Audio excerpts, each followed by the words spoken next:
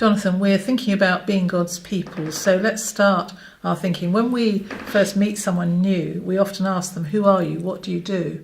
Can we ask those questions of the church? Who are we? What do we do? Well, they're very good questions to ask about the church, and they find an answer within the pages of Scripture. One of the earlier Christians, St. Peter, wrote to an early Christian community with these words, "But you are a chosen race, a royal priesthood, a holy nation, God's own people, in order that you may proclaim the mighty acts of him who called you out of darkness into his marvellous light." Who are you? You are a chosen race, a royal priesthood. What do? You proclaim the mighty acts of him who called you out of darkness. So we've got answers to those questions.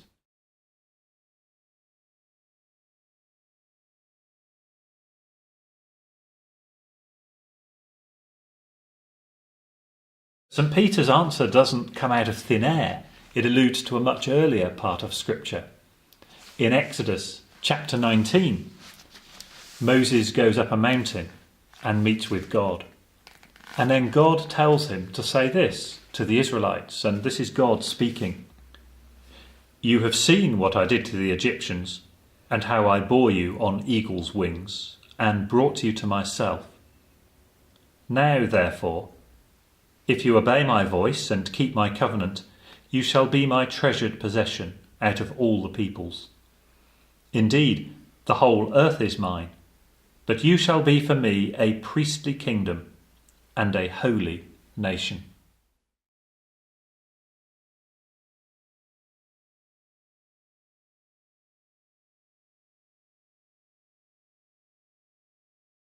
What's significant about the Exodus passage? Well, there are several things. Let's start with the fact that this passage is about God's grace. You have seen what I did to the Egyptians.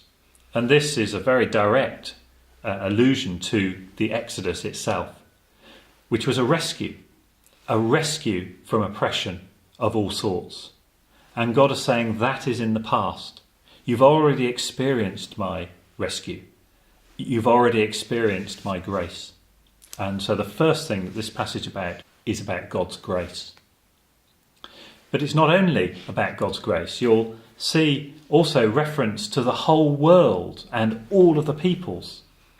And so this passage speaks of how God is God of the whole world.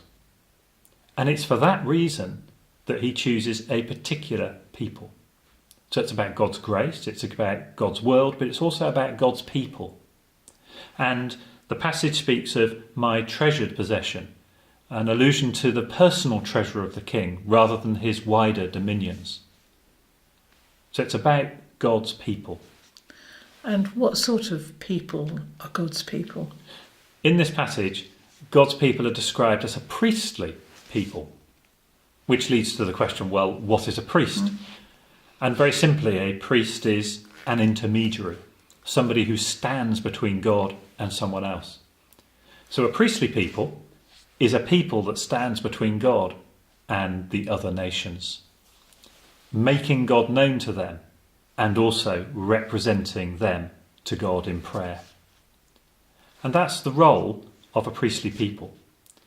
And in the New Testament, St. Peter describes the church in that way, making God known to the world and also representing the world to God in prayer.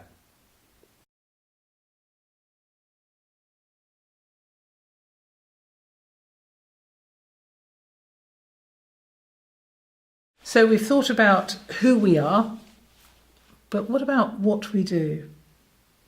Well, the passage in the New Testament, in the book of 1 Peter, talks about proclaiming the mighty acts of him who calls you out of darkness into his marvellous light. And there are several aspects to that. One aspect is that the people of God needs to know God. St. Paul was having a difficult time being persecuted for his faith. And he didn't say that he knew certain spiritual truths or belonged to a particular group of people. But he said I know the one in whom I have put my trust. And that's true of the whole church. The people of God knows God. But also, the people of God announces what God has done. And that is a sharing of the good news of God's rescue and reconciliation. How does that relate to being a holy people? Being a holy people means living rightly and well. When Exodus says, "If you obey my voice," it doesn't mean that God's rescue is conditional. It can't mean that, because they've already been rescued. What's being affirmed is that living rightly is key to making God known. Right living is central to mission. And is there anything else? There is indeed. We need to trust God. We need to trust that he will continue his work of rescue, because we live between the time when God started his work and when he will bring it to completion. Of course, he started his work back in the book of Genesis by the calling of Abraham and then Abraham's descendants. And when that didn't work, he sent his son Jesus. And we live between that time and the time when Jesus will come again. And during this period, we need to learn to trust God. We need to trust that he will continue his work of rescue.